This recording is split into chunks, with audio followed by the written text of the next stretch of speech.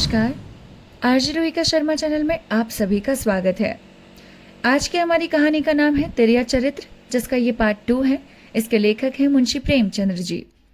Part 1 मैंने आप लोगों के साथ अपलोड कर दी है। अगर आपने अभी तक नहीं देखी तो पहले पार्ट 1 को देखकर आइए, उसके बाद हमारे पार्ट 2 के आगे चलिएगा। तो अगर आपने पार्ट 1 नहीं देखी, चाहते भी नहीं है देखना, तो चलिए मैं आपको थोड़ी सी समरी बता देती हूँ। एक आदमी होता है, उसकी 5 बीवियां होती हैं। वैसे तो वो आदमी बिल्कुल भी 5 बीवियां नहीं रखना चाहता, लेकिन क्योंकि उसके एक भी संतान नहीं होती तो 5-5 शादियां कर लेता है। लेकिन किस्मत का मारा अभागा, बेचारी 5 शादियां करने के बाद भी घर में किलकारियां नहीं उठ पाती। अब जब ऐसा हुआ ही नहीं है तो बेचारा सेठ सोच लेता है कि मैं अब किसी बच्चे को अडॉप्ट कर लेता हूँ। एट लास्ट एक बच्चे को अडॉप्ट करके लाता है। जब वो बच्चा थोड़ा बड़ा हो जाता है, इधर उधर घूमने लगता है, फिरने लगता है, हर एक तरह के शौक पालने लगता है, वैसे ही सेठ के घर में बच्चा हो जाता है। लेकिन तब तक उस अडॉप्टेड बच्चे की शादी हो चुकी होती है। अब अडॉप्टेड बच्चे को तो ऐसा लगता है कि शायद अब मैं इस घर में उस हैसियत से न रह पाऊंगा जिस हैसियत से रहता था। अब मेरी जगह उस बच्चे ने ले ली है, क्योंकि वो बच्चा इनका सगा है तो मेरी तो कोई रिस्पेक्ट ही नहीं होगी। वह अडॉप्टेड बच्चा निकल जाता है उस लड़की से मिलने के लिए जिससे उसकी शादी हुई है, लेकिन उसे ब्याहने के लिए नहीं, बल्कि ये देखने के लिए कि वह लड़की कितनी ज्यादा अमीर है।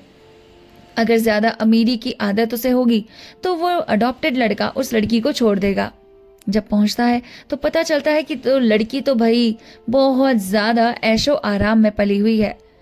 अडॉप्टेड लड़का ये सोचकर आगे बढ़ जाता है, लेकिन एक आंटी ने, यानी कि जो लड़की के यहाँ पे काम करती थी, दासी, उसने उस अडॉप्टेड लड़के को बताया था कि हमारी जो मेम साहिबा है वह काफी ज्यादा अमीर है, 10 लड़कियां तो उनके आसपास घुमा करती हैं। अब जब इस बात की भनक अडॉप्टेड लड़के की बीवी को, यानी कि मेम साहब को पड़ती है, तो मेम साहब उस गरीब को भी बाहर निकाल देती है। अब गरीब इधर उधर, बेचारी आंटी इधर उधर घूमती रहती है, उसके पास कोई ठोर न ठिकाना। एक दिन गलती से वो अडॉप्टेड लड़के के घर के सामने पहुंच जाती है। अडॉप्टेड लड़के ने भी किसी एक गांव में सहारा लिया था। अपनी गाथा सुनाती है कि मुझे मेरी मेम साहब ने घर से बाहर निकाल दिया। अडॉप्टेड लड़का सोचता है कि अच्छा ही हुआ मैंने उससे शादी को आगे नहीं बढ़ाया। अब औरत जो है वो अपने साथ अपनी भतीजी को भी लाना चाहती है। तो चलिए कहानी को आगे से शुरू करते हैं। नागपुर के इस गांव में 20 मील की दूरी पर था। चंपा उसी दिन चले गई और तीसरे दिन रंभा के साथ लौट आई। चंपा मतलब वो आंटी जो कि अडॉप्टेड लड़के की बीवी के घर में काम किया करती थी, और रंभा मतलब उनकी भतीजी। उसकी भतीजी का नाम रंभा था। उसके आने से झोपड़े में जान सी पड़ गई। मगनदास अडॉप्टेड लड़का के दिमाग में मालिन्य की लड़की की जो तस्वीर थी, उसका रंभा से कोई मेल न था। वह सौंदर्य नाम की चीज का अनुभवी जौहरी था, मगर ऐसी सूरत जिस पर जवानी की ऐसी मस्ती और दिन का चैन छीन लेने वाला ऐसा आकर्षण हो, उसने पहले कभी नहीं देखा था। उसकी जवानी का चांद अपनी सुनहरी और गंभीर शान के साथ चमक रहा था। सुबह का वक्त था। मगनदास दरवाजे पर पड़ा ठंडी ठंडी हवा का मजा उठा रहा था। रंभा सर पर घड़ा रखे पानी भरने को निकली। मगनदास ने उसे देखा और एक लंबी सांस खींचकर उठ बैठा। चेहरा मोहरा बहुत ही मोहक, ताजे फूल की तरह खिला हुआ चेहरा, आंखों में गंभीर सरलता। मगनदास को उसने भी देखा। चेहरे पर लाज की लाली दौड़ गई। प्रेम ने पहला वार किया। मगनदास सोचने लगा, क्या तकदीर यहाँ कोई और गिल खिलाने वाली है? क्या दिल मुझे यहाँ भी चैन न लेने देगा? रंभा तू यहाँ नाहक आई। नाहक एक गरीब का खून तेरे सर पर होगा। मैं तो अब तेरे हाथों बिक चुका, मगर क्या तू भी मेरी हो सकती है? लेकिन नहीं, इतनी जल्दबाजी ठीक नहीं। दिल का सौदा सोच समझ कर करना चाहिए। तुमको अभी जब्त करना होगा। रंभा सुंदरी है, मगर झूठे मोती की आप और ताप उसे सच्चा नहीं बना सकती। तुम्हें क्या खबर कि उस भोली लड़की के कान प्रेम के शब्द से परिचित नहीं हो चुके हैं? कौन कह सकता है कि उसके सौंदर्य की वाटिका पर किसी फूल चुनने वाले के हाथ नहीं पड़ चुके हैं? अगर कुछ दिनों की दिल बकस्ती के लिए कुछ चाहिए तो तुम आजाद हो। मगर यह कुछ नाजुक मामला है, जरा संभल के कदम रखना। पेशेवर जातों में दिखाई देने वाला सौंदर्य अक्सर नैतिक बंधनों से मुक्त होता है। 3 महीने गुजर गए। मगनदास रंभा को ज्यों-ज्यों बारीक से निगाहों से देखता, त्यों उस पर प्रेम का रंग गाढ़ा होता जाता। वह रोज उसे कुएं से पानी निकालते देखता। वह रोज घर में झाड़ू देती, रोज खाना पकाती। मगर मगनदास को उन ज्वार की रोटियों में जो मजा आता था, वह अच्छे से अच्छे व्यंजनों में भी ना आया था। उसे अपनी कोठरी हमेशा साफ सुथरी मिलती। न जाने कौन उसका बिस्तर बिछा देता। क्या यह रंभा की कृपा थी? उसकी निगाहें शर्मीली थी। उसने उसे कभी अपनी तरफ चंचल आंखों से ताकते नहीं देखा। आवाज कैसी मीठी। उसकी हंसी की आवाज कभी उसके कान में नहीं आई। अगर मगनदास उसके प्रेम में मतवाला हो रहा था तो कोई ताज्जुब की बात नहीं थी। उसकी भूखी निगाहें बेचैनी और लालसा में डूबी हुई हमेशा रंभा को ढूंढा करती। वह जब किसी गांव को जाता तो मीलों तक उसकी जिद्दी और बेताब आंखें मुड़ मुड़ कर झोपड़ी से दरवाजे की तरफ आती। उसकी ख्याति आसपास फैल गई। मगर उसके स्वभाव की सरलता और उदार हृदयता से अक्सर लोग अनुचित लाभ उठाते थे। इंसाफ पसंद लोग तो स्वागत सत्कार से काम निकाल लेते, और जो लोग ज्यादा समझदार थे वे लगातार तकाजों का इंतजार करते।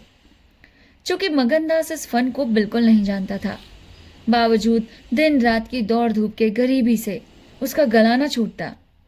जब वह रंभा को चक्की पीसते हुए देखता तो गेहूं के साथ उसका दिल भी पीस जाता।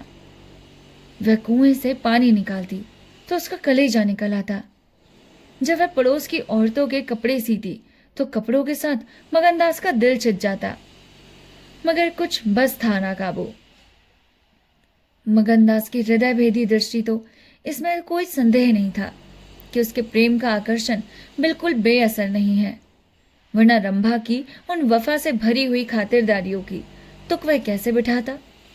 वफा ही वह जादू है जो रूप के गर्व का सर नीचा कर सकती है।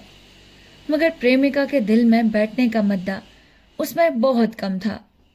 कोई दूसरा मन चला प्रेमी अब तक अपने वशीकरण में कामयाब हो चुका होता, लेकिन मगनदास ने दिल आशिक का पाया था और जुबान माशूक की। एक रोज शाम के वक्त चंपा किसी काम से बाजार गई हुई थी और मगनदास हमेशा की तरह चारपाई पर पड़ा सपने देख रहा था। रंभा अद्भुत छटा के साथ आकर उसके सामने खड़ी हो गई। उसका भोला चेहरा कमल की तरह खिला हुआ था और आंखों से सहानुभूति का भाव झलक रहा था।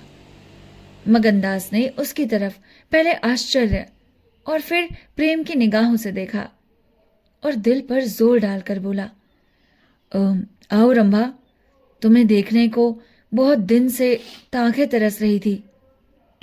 रंभा ने कहा, मैं यहां ना आती तो तुम मुझसे कभी ना बोलते। मगनदास का हौसला बढ़ा, बोला, बिना मर्जी पाए तो कुत्ता भी नहीं आता। रंभा मुस्कुराई, कली खिल गई। मैं तो आप ही चले आई। मगनदास का कलेजा उछल पड़ा।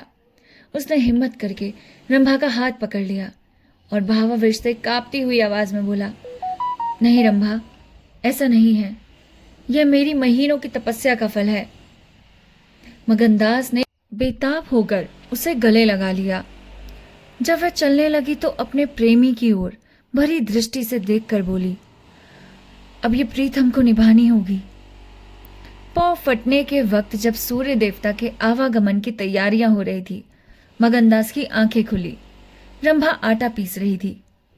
उस शांतिपूर्ण सन्नाटे में चक्की की घुमर घुमर बहुत सुहानी मालूम होती थी और वह उसके सुर से सुर मिलाकर अपने प्यारे ढंग से गाना गा रही थी।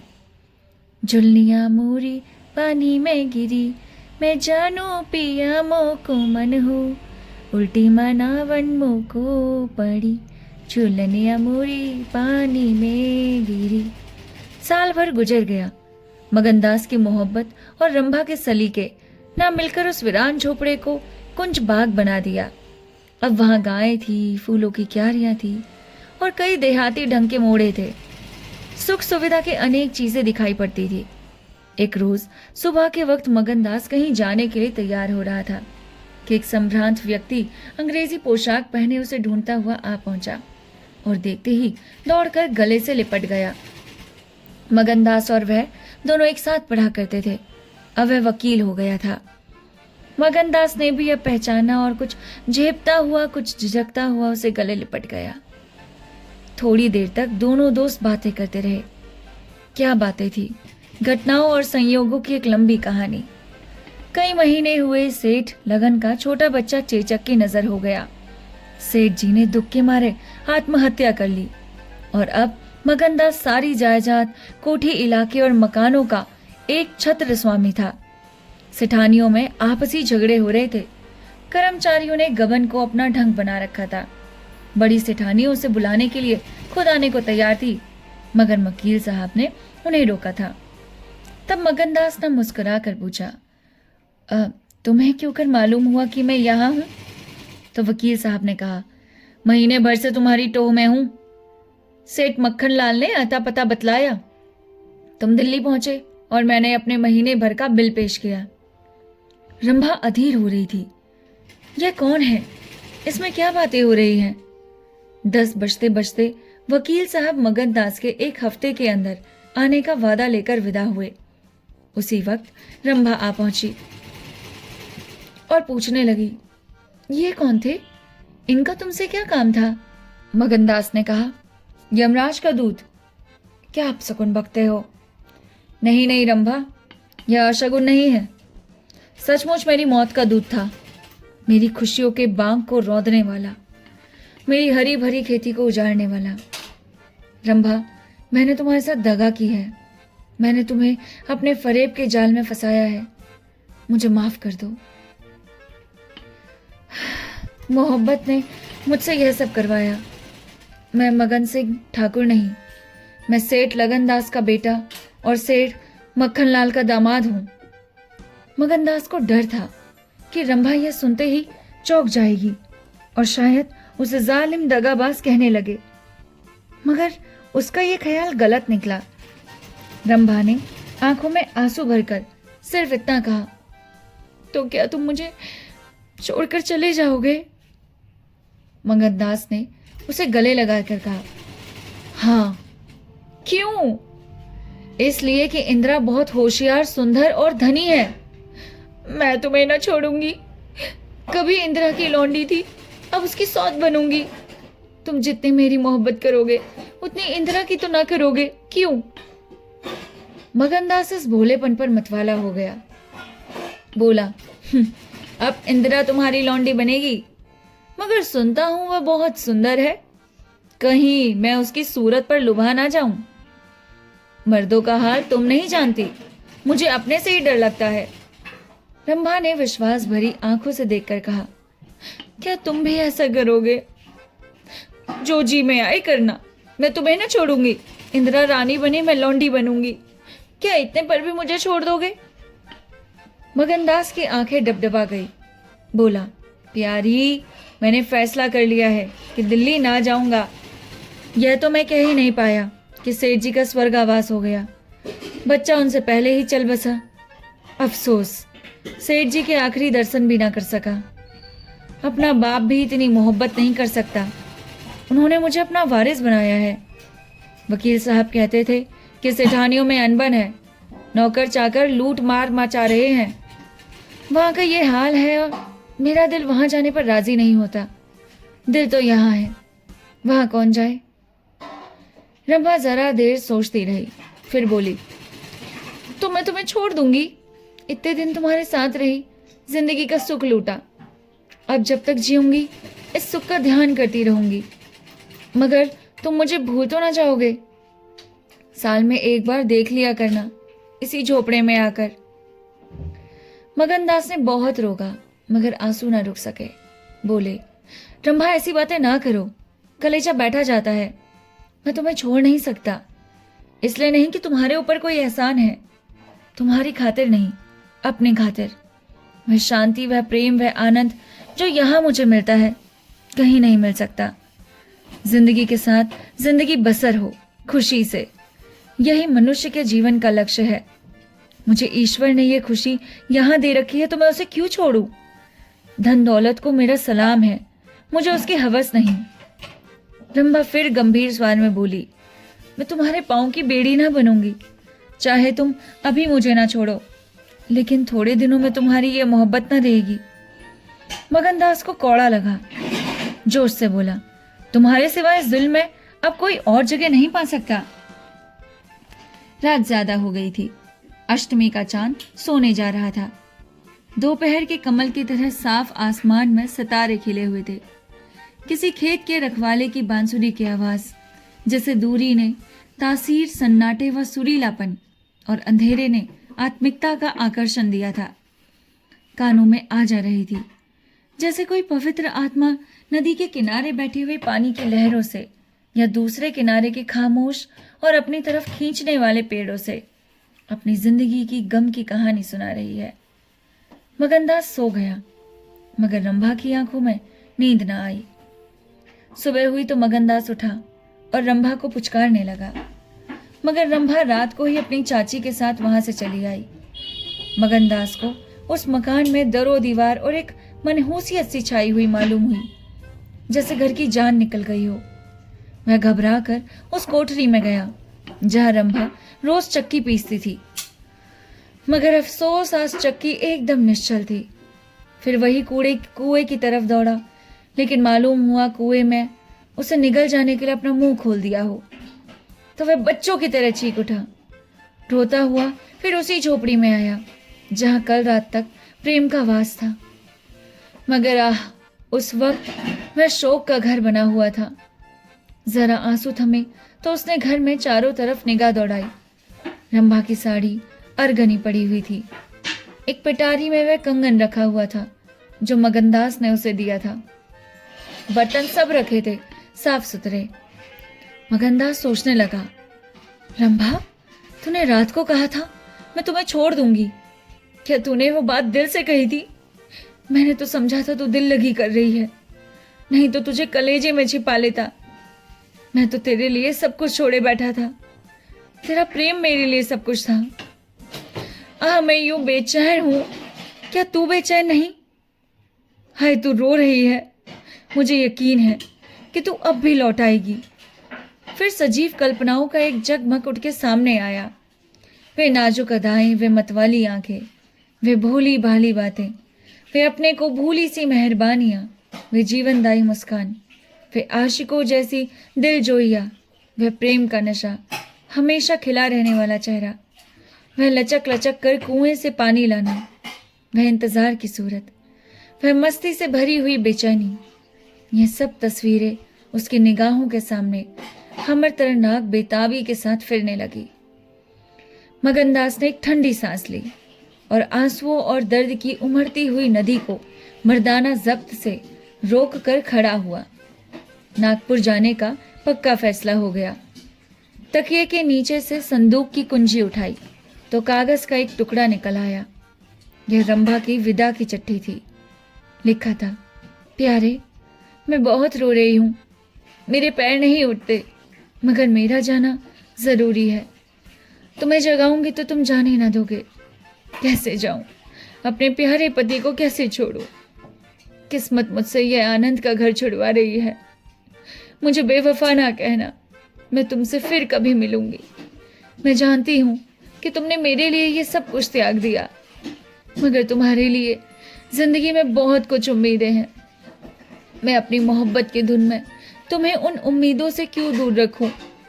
अब तुमसे जुदा होती हूँ, मेरी सुध मत भूलना। मैं तुम्हें हमेशा याद रखूंगी। यह आनंद के दिन कभी ना भूलूंगी। क्या तुम मुझे भूल पाओगे? तुम्हारी प्यारी रंभा। मगनदास को दिल्ली आए हुए 3 महीने गुजर चुके हैं। इस बीच उसे सबसे बड़ा और निजी अनुभव वह हुआ कि रोजी की फिक्र और धंधों की बहुतायत से उमड़ती हुई भावनाओं का जोर कम किया जा सकता था। 1.5 साल पहले का बेफिक्र नौजवान अब एक समझदार और सूझबूझ रखने वाला आदमी बन गया। सागर घाट के उन दिनों से उस रियाज की उन तकलीफों का निजी ज्ञान हो गया जो कारिंदों और मुख्तारों की सख्तियों की बदौलत उन्हें उठानी पड़ती है। उसने उसे रियासत के इंतजाम में बहुत मदद दी और गौ कर्मचारी दबी जबान से उसकी शिकायत करते थे, अपनी किस्मत और जमाने के उलट फेर को कोसते थे। मगर रियाया खुश थी। हाँ, जब वह सब धंधों से फुर्सत पाता तो एक भोली भाली सूरत वाली लड़की उसके ख्याल के पहलू में आ जाती। थोड़ी देर के लिए सागर घाट का वह हरा भरा झोपड़ा उसकी मस्तियां आंखों के सामने आ जाती। सारी बातें एक सुहाने सपने की तरह याद आकर उसके दिल को महसूसने लगती। लेकिन कभी कभी खुद ब खुद उसका ख्याल इंदिरा की तरफ जा पहुंचता। गो उसके दिल में रंभा की वही जगह थी, मगर किसी तरह उसमें इंदिरा के लिए भी एक कोना निकल आया था। जिन हालातों और आफतों ने उसे इंदिरा से बेजार कर दिया, अब वह रुखसत हो गई थी। अब उसे इंदिरा से कुछ हमदर्दी हो गई। अगर उसके मिजाज में घमंड है, हुकूमत है, तकल्लुफ है, शान है, तो ये उसका कसूर नहीं। ये रईसजादों की आम कमजोरियां हैं। यही उनकी शिक्षा है। वे बेबस और बेकसूर है, मजबूर है।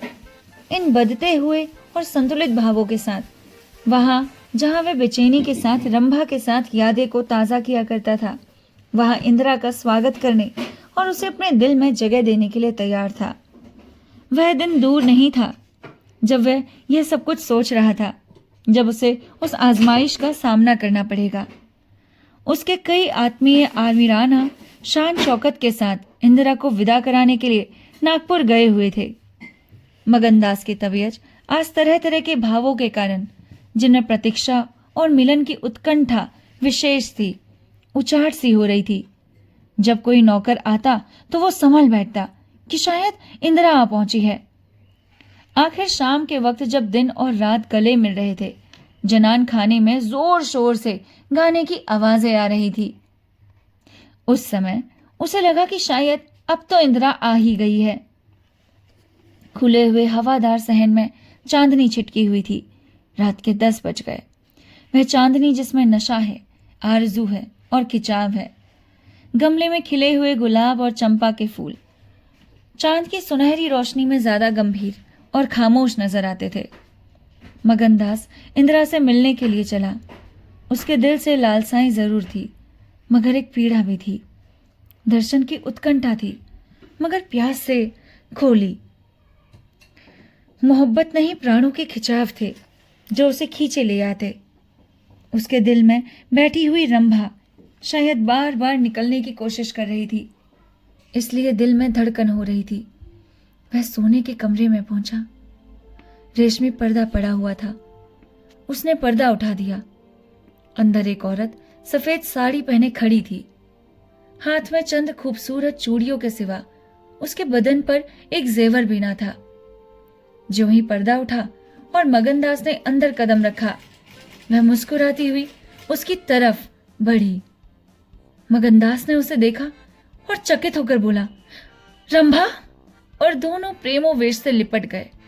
दिल में बैठी हुई रंभा बाहर निकल आई थी। साल भर गुजरने के बाद वह एक दिन इंदिरा ने अपने पति से कहा, अब तुम्हें रंभा याद नहीं आती? कैसे बेवफा हो? कुछ याद है उसने चलते वक्त तुमसे क्या विनती की थी? मगनदास ने कहा, खूब याद है। वह आवाज भी कानों में गूंज रही है। मैं रंभा को भोली भाली लड़की समझता था, यह ना जानता था कि यह तेरिया चरित्र का जादू है। मैं अपनी रंभा को अब भी इंदिरा से ज्यादा प्यार करता हूँ। तुम्हें डाह तो नहीं होती? इंदिरा ने हंसकर कहा, डाह क्यों? तुम्हारी रंभा है तो क्या मेरा मगन सिंह नहीं है? मैं अब भी उस पर मरती हूँ। दूसरे दिन दोनों दिल्ली से एक राष्ट्रीय समारोह में शरीक होने का बहाना करके रवाना हो गए और सागर घाट जा पहुंचे। वह झोपड़ा, वह मोहब्बत का मंदिर, वह प्रेम भवन फूलों और हरियाली से लहरा रहा था। चंपा मालिन उन्हें वहां मिली। गांव के जमींदार उनसे मिलने के लिए आए। कई दिन तक फिर मगन सिंह को घोड़े निकालने पड़े। रंभा कुएं से पानी लाती, खाना पकाती, फिर चक्की पीसती और गाती। गांव की औरतें फिर उससे अपने कुर्ते और बच्चों की लेसदार टोपियां सिलवाते। हाँ, इतना जरूर कहती कि उसका रंग कैसे निखर आया है, हाथ पांव कैसे मुलायम पड़ गए, किसी बड़े घर की रानी मालूम होती है। मगर स्वभाव वही है, वही मीठी बोली, वही मुरोवत, वही हंसमुख चेहरा। इस तरह एक हफ्ता इस सरल और पवित्र जीवन का आनंद उठाने के बाद दोनों दिल्ली वापस आए। और अब 10 साल गुजरने पर भी साल में एक बार उस झोपड़े के नसीब जागते हैं। वह मोहब्बत की दीवार अभी तक उन दोनों प्रेमियों को अपनी छाया के लिए आराम देने के लिए खड़ी है। और ये कहानी यहीं पर ही खत्म होती है। बेचारा मगनदास, उसे ये लगता था कि कहाँ एक सेठ की बेटी मेरे साथ रह पाएगी, इस गरीबी में अपना गुजर बसर कर पाएगी। लेकिन वो बेचारी इंदिरा तो रंभा बनकर उसकी जिंदगी में आई, उसकी जिंदगी को संवारा और उसकी जिंदगी को खुश नसीब कर दिया। उसे बता दिया कि उसे सिर्फ मगनदास का साथ चाहिए, उसका प्यार और पैसा नहीं। मिलते हैं आपसे नेक्स्ट कहानी के साथ। तब तक के लिए नमस्कार, अपना ख्याल रखिएगा। अगर आप चैनल पर नए हैं तो कृपया करके चैनल को सब्सक्राइब जरूर कीजिएगा।